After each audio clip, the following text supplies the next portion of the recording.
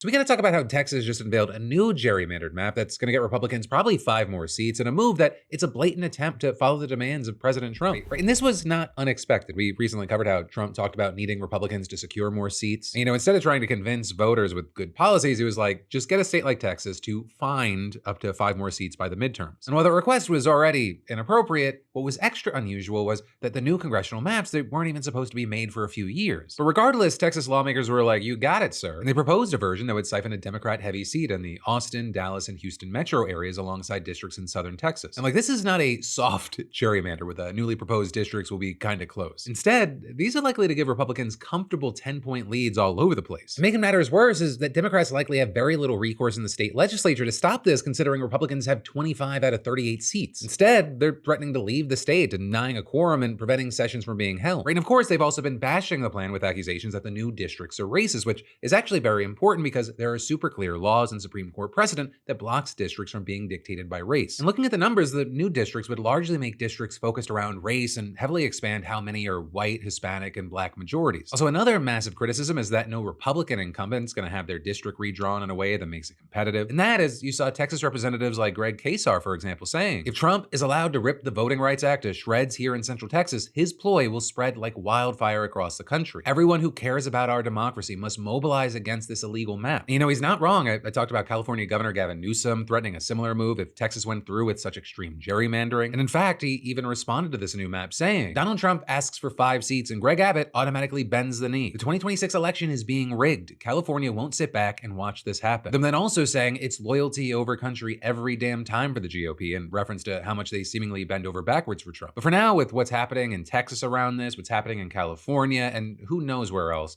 we're going to have to stay on top of this because very likely the actions and also inaction that we see play out in this whole field, it's going to affect the 2026 election. It's going to affect who controls the House and if it continues to act as a rubber stamp.